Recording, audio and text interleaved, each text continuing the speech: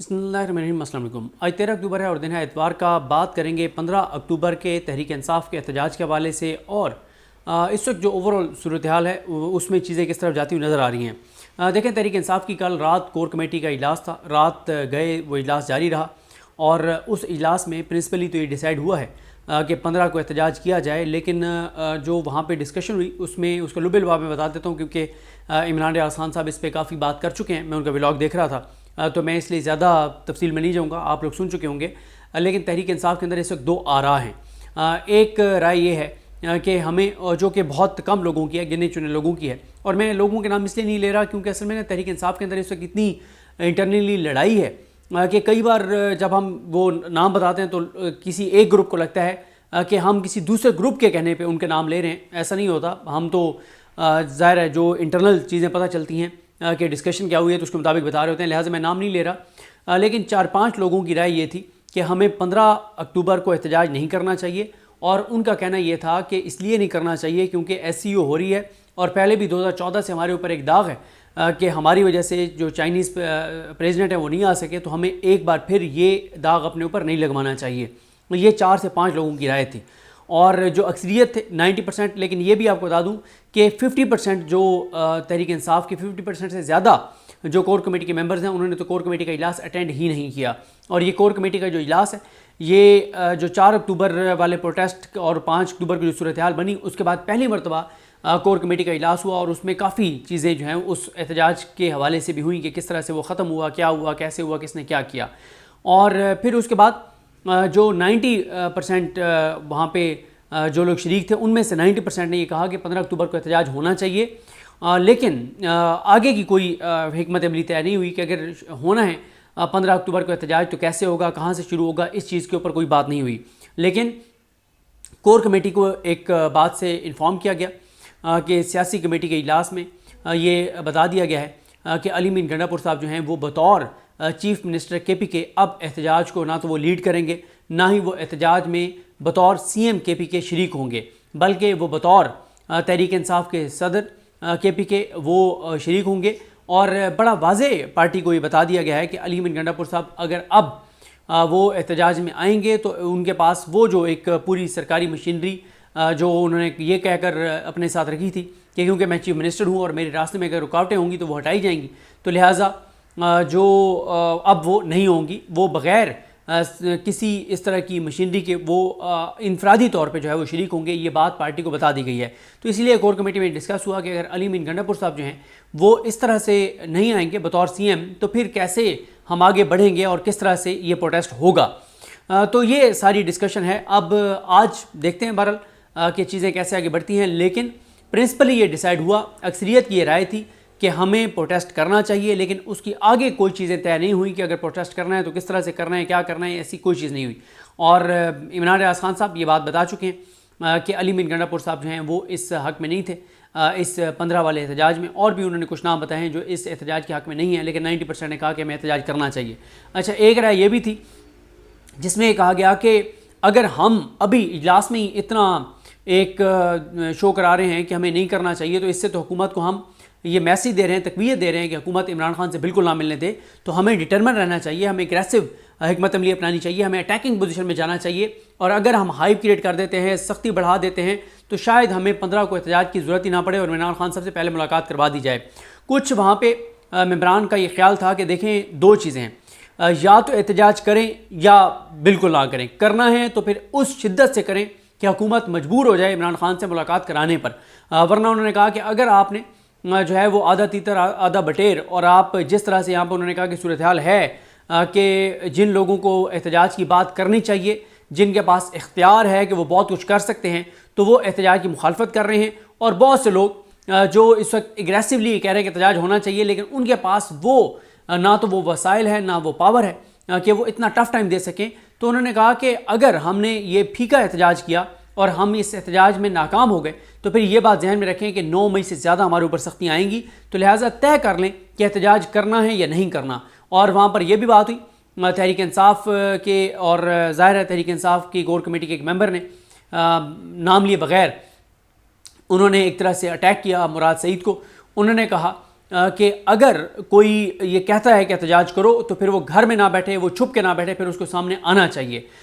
تو لیکن مراد سعید کا آپ کو پتہ ہی ہے کہ ان کے حوالے سے عمران خان صاحب کی انسٹرکشنز ہیں کہ وہ کسی صورت میں مراد سعید صاحب جو ہیں وہ عمران خان صاحب کی منظوری کے بغیر سامنے نہ آئیں۔ تو لیکن ان کے حوالے سے نام لیے بغیر یہ کہا گیا، کیونکہ آپ کو پتہ ہے کہ بہت زیادہ دباؤ بڑھا جب مراد سعید صاحب نے یہ ٹویٹس کیے، تو اس وجہ سے بہت زیادہ دباؤ بڑھا۔ تو یہ ہے صورتحال۔ باقی جہاں تک معاملہ ہے آئینی ترمیم کا، آئینی ترمیم کے اوپر دن رات 24 گھنٹے کوشش ہے، اور ایس سی او پہ اتنی توجہ نہیں ہے جتنی آئینی ترمیم کروانے پہ توجہ ہے، اور پورا نظام اس وقت جو ہے وہ آئینی ترمیم قاضی فائز عیسیٰ کے لیے کروانے کے اوپر ڈٹا ہوا ہے، لگا ہوا ہے، اور اس میں جو ابھی تک نمبر گیم پورا نہیں ہے، لیکن اب اطلاعات ہیں کہ تحریک انصاف کے، کیونکہ دوسرا نام پتہ نہیں چل رہا، لیکن حکومت یہ بتا رہی ہے کہ دو سینیٹرز تحریک انصاف کے سرنڈر کر چکے ہیں۔ ایک تو سیف اللہ ابڑو صاحب کا نام آیا ہے، دوسرا سینیٹر کا نہیں پتہ کہ کون سینیٹر ہے تحریک انصاف سے جس نے سرنڈر کر دیا ہے، اور حکومت کے لیے زیادہ پریشانی سینٹ میں بنی ہوئی ہے۔ اور یہ بھی اطلاعات ہیں کہ تحریک انصاف نے اپنے جن سینیٹرز کو پاکستان سے باہر بھیج دیا تھا، ان میں سے کچھ سینیٹرز پاکستان آ چکے ہیں اور تحریک انصاف کو اور پارٹی کو بتائے بغیر آئے ہیں۔ اب وہ کیوں آئے ہیں، کس کے کہنے پہ آئے ہیں، کیسے آئے ہیں، اس حوالے سے ظاہر ہے ہو سکتا ہے پارٹی کے پاس انفارمیشن ہو، لیکن وہ انفارمیشن باہر نہیں آئی۔ اب ذرا میں موجودہ حالات کے اوپر کچھ چیزیں جو رائے ہے ان کی ایاز امیر صاحب کی، بڑی خوبصورت انداز میں انہوں نے اپنی رائے کا اظہار کیا ہے۔ وہ رائے ان کی کیا ہے وہ میں آپ کے سامنے رکھتا ہوں، اور بڑی انہوں نے زبردست باتیں کی ہیں۔ ایک سچا پاکستانی جو اپنے جذبات کا اظہار کر رہا ہے وہ میں آپ کے سامنے رکھتا ہوں۔ ایاز امیر صاحب کہتے ہیں کہ اگر تقدیر کے فیصلے ہوں تو ان سے کیا لڑنا، لیکن اپنا حال دیکھیں تو بیشتر وار اپنے اوپر ہم نے خود کیے ہیں۔ وہ بالکل ٹھیک کہہ رہے ہیں کہ اگر تقدیر کا لکھا کچھ ہو جائے، کوئی اللہ کی طرف سے کوئی امتحان آ جائے، تو پھر تو اس پہ کچھ نہیں کہہ سکتے آپ، لیکن جو خود آپ نے اپنے اوپر وار کیا ہو، اپنے ساتھ خود کیا ہو، تو پھر کیا کہا جا سکتا ہے۔ وہ کہتے ہیں کہ ماضی کی باتوں کا کیا دہرانا، دہرا کے تھک چکے ہیں، لیکن جو شورش خیبر پختونخوا میں بھڑک رہی ہے اس پر تو نظر دوڑائیں۔ آج اتنی بڑی تحریک بن چکی ہے جس کا جرگہ جمرود میں اکٹھا ہوا، لیکن اس شورش نما صورتحال کا آغاز کہاں سے ہوا تھا؟ یاد ہے اس نوجوان کا نام نقیب اللہ محسود جو کراچی میں ایک جعلی انکاؤنٹر میں قتل ہوا تھا؟ وہاں سے یہ آگ بھڑکنا شروع ہوئی، لیکن حسب روایت جن کو اس واقعے کا نوٹس لینا چاہیے تھا انہوں نے آنکھیں بند کیے رکھیں۔ اس قتل کی پاداش میں محسود تحفظ موومنٹ کی پیدائش ہوئی، جس کا بعد میں نام تبدیل کر دیا گیا۔ انہوں نے کہا کر دیا گیا۔ بدنام زمانہ پولیس افسر تھا جس پر قتل کا الزام لگا، لیکن کیا کوئی ایکشن اس کے خلاف ہوا؟ وہ جو کئیوں کا چہیتا تھا اس پر کون ہاتھ اٹھاتا؟ خوش و خرم وہ کہتے ہیں کہ وہ خوش و خرم زندگی بسر کر رہا ہے، لیکن اس کی لگائی ہوئی چنگاری ایک بھڑکتی آگ میں تبدیل ہو چکی ہے۔ پھر ایاز امیر صاحب کہتے ہیں کہ اور حسب روایت کوئی پوچھنے والا نہیں، عجیب معاملات ہیں۔ ہمارے عقل سلیم پکار کر کہہ رہی ہوتی ہے کہ فلاں چیز مت کرو، فلاں قدم مت اٹھاؤ، اس میں نقصان ہے، لیکن ہم نے ہر بار خلاف عقل قدم اٹھانا ہے، اور پھر وقت گزرنے کے بعد جب پانی سر سے گزر جائے تو ماتم کرنے بیٹھ جانا ہے۔ اور میں آپ کو بتاؤں یہ جو ایاز امیر صاحب لکھ رہے ہیں یہ ماتم ہوگا ایک بار پھر کہ 2022 میں عمران خان کی حکومت گرانا غلط تھا، چوروں ڈاکو لٹیروں کو مسلط کرنا غلط تھا، قاضی کی ایکسٹینشن کے لیے جو کچھ کیا گیا وہ غلط تھا، شریف خاندان کو دوبارہ مسلط کرنا غلط تھا۔ ان غلطیوں کا اعتراف کیا جائے گا، لیکن افسوس صد افسوس اس وقت بہت دیر ہو چکی ہوگی۔ پھر ایاز امیر صاحب کہتے ہیں کہ اس موومنٹ کا، وہ پی ٹی ایم کی طرف اشارہ کر رہے ہیں، اس موومنٹ کا نام نہیں لے رہا کیونکہ اس پر بے وقوفانہ پابندی لگا دی گئی تھی، لیکن وہاں کے عوام کا زور اتنا تھا کہ جس جرگے کا اعلان کیا گیا اور جس سے وفاقی سرکار گھبرائی ہوئی تھی اسے روکنا ممکن نہ رہا۔ پھر اسی علیم ان گنڈا پور کو بیچ میں لانا پڑا جسے کچھ دن پہلے لان تان سے نوازا جا رہا تھا۔ گنڈا پور نے کچھ عقل دلائی، تب جا کر وفاقی سرکار کو ہوش آیا کہ آگ سے کھیلنے کا نقصان بہت ہو سکتا ہے۔ کل تک گنڈا پور باغی سمجھا جا رہا تھا، لیکن جمرود کی نازک صورتحال کے پیش نظر اس کے پاس گورنر سرحد بھی پہنچا اور حضور وزیر داخلہ بھی۔ تصویر تو سب نے دیکھی ہوگی، گنڈا پور بیچ میں بیٹھا ہے اور یہ دونوں صاحب یعنی فیصل کریم کنڈی اور محسن نقوی دائیں بائیں بیٹھے ہیں، اور اس تصویر میں عزت مآب وزیر داخلہ کی شکل دیکھنے کے قابل ہے۔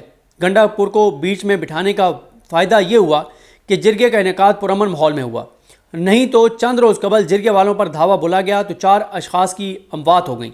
اشتعال بڑھ سکتا تھا اگر وفاقی سرکار اپنی اپروچ پر بضد رہتی۔ گنڈا پور نے صورتحال کو بچایا، لیکن اجتماع تو اس تحریک کا تھا اور یہ بہت ہی بھرپور انداز سے ہوا۔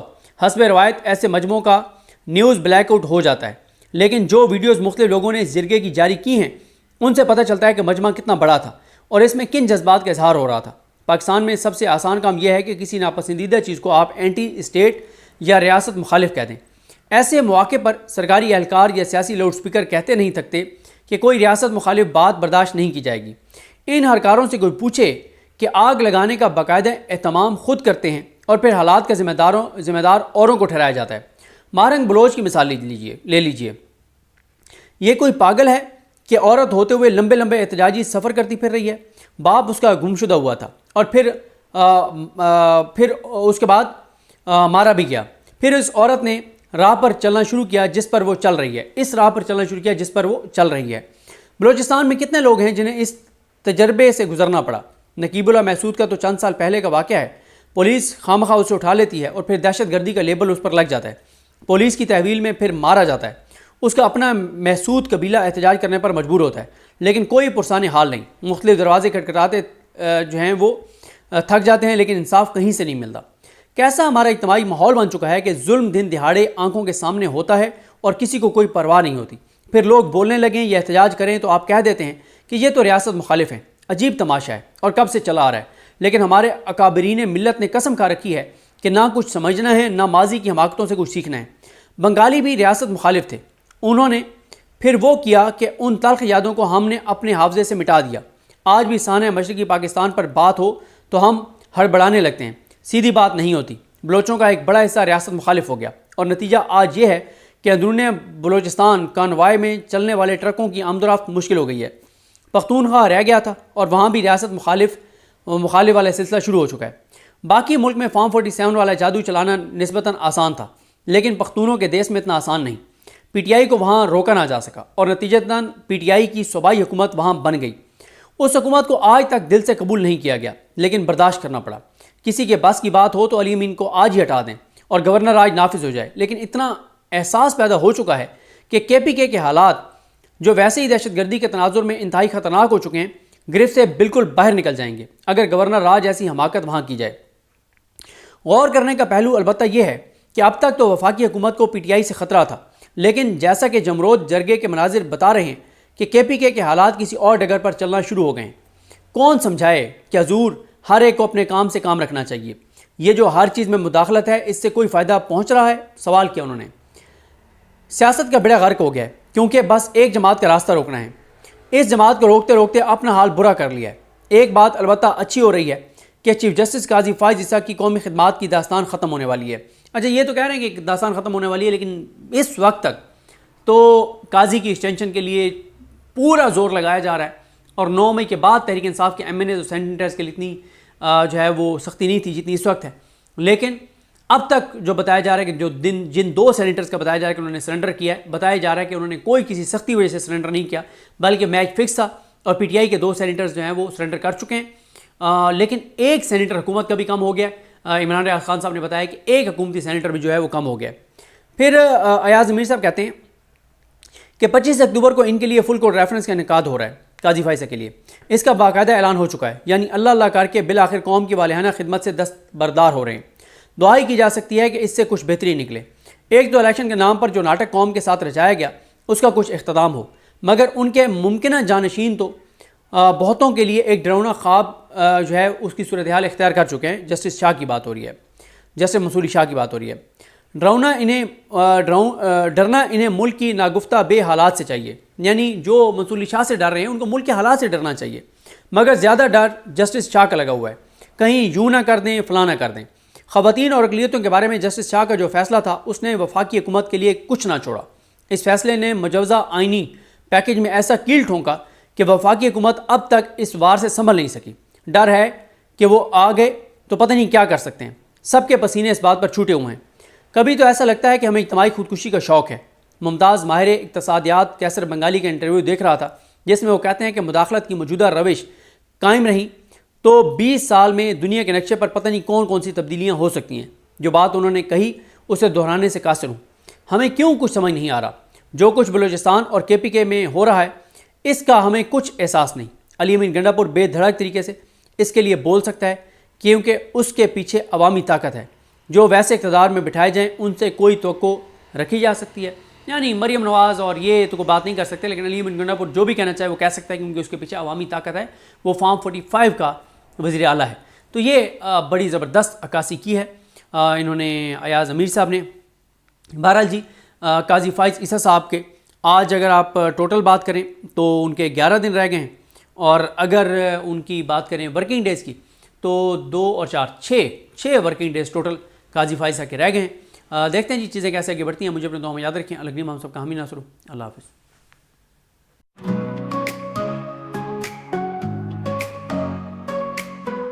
Woke up to a day I've never seen before, chasing dreams like I've been here before, but this time I feel it deep in my soul. Something's pulling me in, won't let me go. And the lights in the sky, they shine so bright, like they know where I'm headed tonight. I'm breaking through the clouds, they're looking down. I'm rising high, they're touching the ground. Starlight's calling my name, feel the fire, the flame. We're unstoppable, unbreakable, I'll never be the same.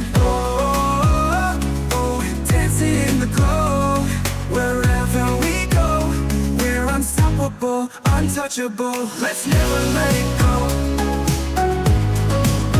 Whoa.